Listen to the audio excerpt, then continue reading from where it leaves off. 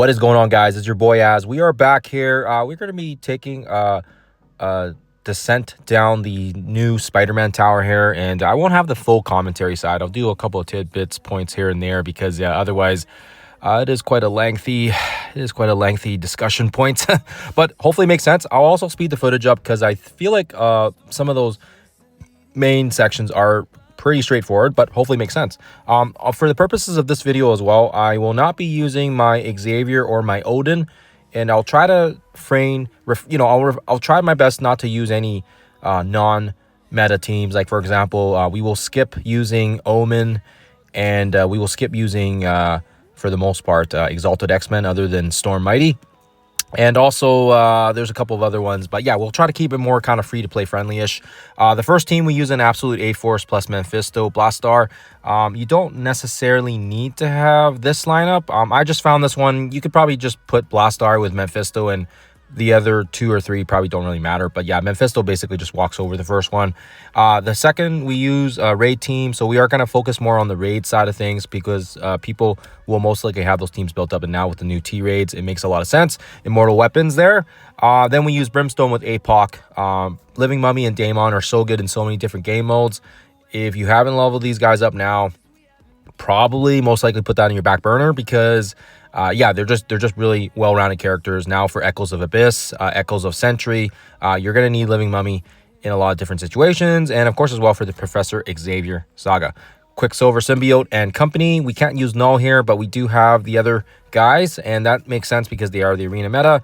I don't know why the numbers are looking funky here, but we have the Insidious 6, which is another former raid team, and of course as well the new T-raids. And Vigilantes is the most recent team to get discontinued, but they are pretty much essential here for this node. I don't think there's another city team that can withstand the way that they can do it, so it's just kind of the way it goes, unfortunately. But most people will most likely have them already leveled up.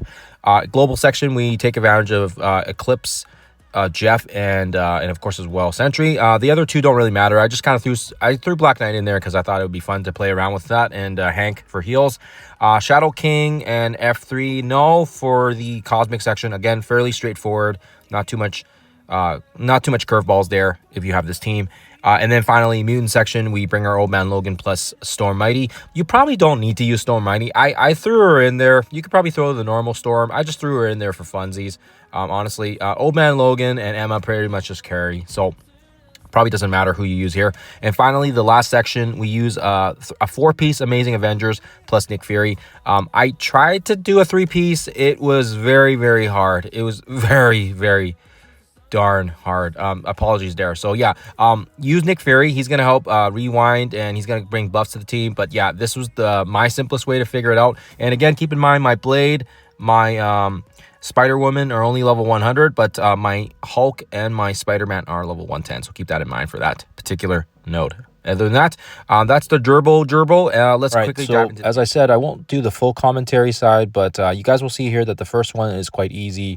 We use a typical combo that we've already done lots in Cosmic Crucible, where we take advantage of the fact that Blastar and Kahori and Mephisto form this really cohesive team together, and basically just building the bomb burst, getting the damage on Blade as well.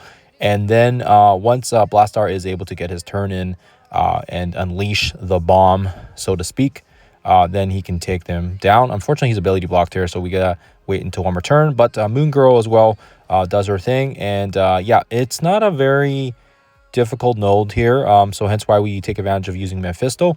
Even if you don't have Mephisto on this particular node, this one would still be most likely fairly straightforward once Blastar unleashes his full attack. So hopefully that makes sense. Now, the second node is also quite straightforward as well, due to the fact that the Immortal Weapons has on-spawn immunity and defense up, and all that other stuff. Just that immunity damage reduction from Iron Fist. So this is a very good one. We don't need to use mythics or anything like that. It also takes advantage of the fact that it is a raid team.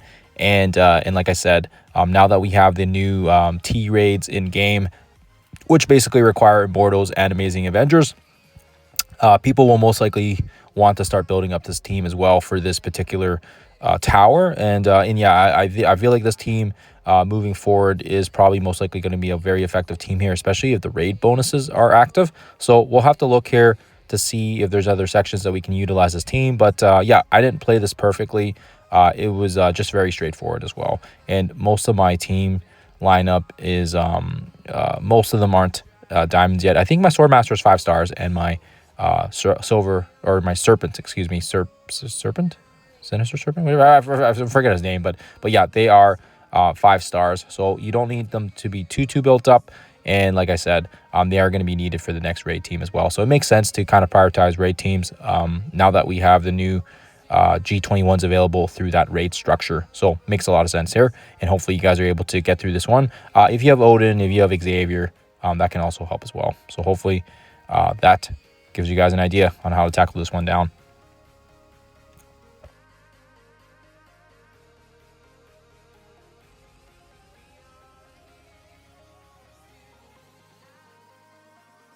Right, so the next one, we do take advantage of our APOC with Brimstone. Again, very straightforward. APOC prevents the safeguard on Red Hulk, which is good for us. We'll throw the stun on the regular Green Hulk. And yeah, like I said, Brimstone is Brimstone. We'll just punch Red Hulk. Otherwise, his rewind's annoying. And once we start getting some kills underway here as well, the Brimstone team basically just feels that speed gauge. And then, yeah, Daemon just kind of does what he's good at, right? Which is getting that turn meter in, getting the energy back, getting that massive damage percentage as well to the group. And you guys shouldn't have too many issues with this one here. Yeah, like I said, if you don't have Brimstone members, just having Living Mummy and having Daemon will probably be plenty with Apocalypse as well. The other two probably don't matter as much because they don't really have the war buffs active, but there is synergy here and the stun. And of course as well, Doctor Strange having that increased critical damage for Daemon's bomb and his special is also crucial as well. So only character here is APOC at 110, and we're able to get it done here quite smoothly. All right, so we don't have too many sections that we can use our Symbiote 6, so we do take advantage of them here, and we don't have null here, so that kind of sucks a little bit, but kind of is the way it goes. Use it here while you can, and I don't think you're going to have too many issues. Do you need to have the full members to make this team work? No, you don't. Honestly, you just need Quicksilver, Symbiote, and probably most likely Riot for the extra defense, and maybe Venom as well. We do have our Carnage in here as the 5th member because we are lacking Null, so he's kind of filling in on the pseudo Null. But yeah, it shouldn't be an issue here. Also interesting is this is one of the first nodes that we run into with another set of waves dropping, so we are going to see probably more of that down the stretch of the tower. But yeah, nonetheless, you guys shouldn't have too many issues running this node here with this particular lineup. It is very straightforward, and hopefully you guys are able to see that here. Yeah, I think for the most part, you shouldn't even if you do decide to not use this team and you decide to use other Spider-Verse members, yeah, I don't know if there's a better option than this team. This one just gets through it quite quickly and smoothly. And on top of that, it is a arena meta team as well. So most people are most likely building these guys up now. And if you aren't, you better start because, yeah, I think, moving forward here, yeah, they're going to be a key team in all the game modes, whether it's War, whether it's Crucible, whether it's in Arena as well, right? Obviously, that's their bread and butter, but hopefully that makes sense.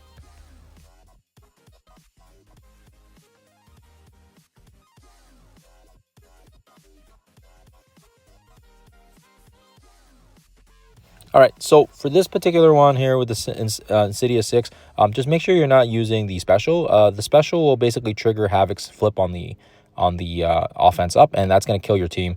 They hit pretty hard here just because of Havoc's abilities, but nonetheless, Hobgoblin will do a massive amount of damage, and then once they get going here, once they get the evasion from Superior Spider-Man, fairly straightforward. There isn't really any other team I think that works. I tried some of the other Sinister Six members, and this is pretty much the best team to do this node here quite easily as well. So hopefully you guys are able to get through it as well, and fairly straightforward otherwise.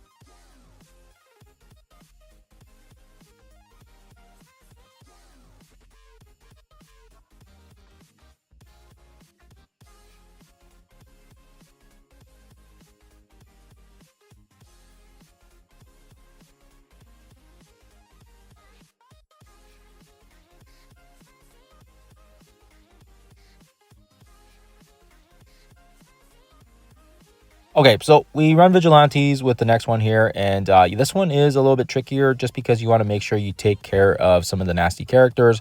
Yeah, not to mention, yeah, you want to make sure you stun off Captain Sam. At least that's what I found worked. He gives the speed bar to the team and makes it really dangerous. So you want to make sure you can take care of Tigra, and then of course as well, yeah, just having G20s on any of these guys will definitely help the damage side as well. My Punisher literally unloads and just takes care of half of these guys. And then, yeah, once you take care of the Tigra, you can kind of start focusing on the left side here with the Liberty guys. But yeah, once our Silver Stable does their special and applies the defense down, it's pretty much game over from there.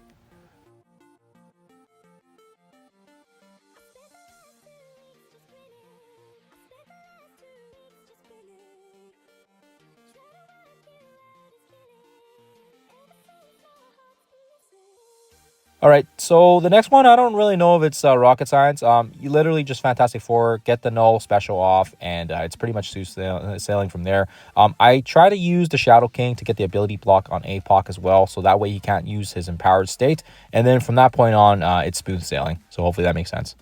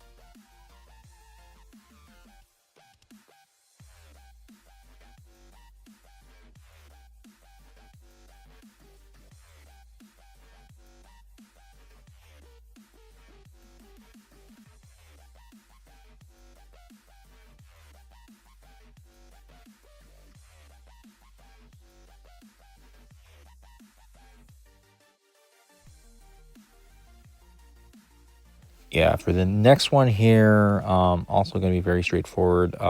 Sentry and Jeff just carry this one quite hard, and having Eclipse here as well is nice because she can apply the silence, and the silence is also nice. But yeah, we are up against the Omen team here, and they're not war buffed or anything like that, so makes it fairly easy, and we're able to take care of these guys fairly smoothly and fairly quickly as well.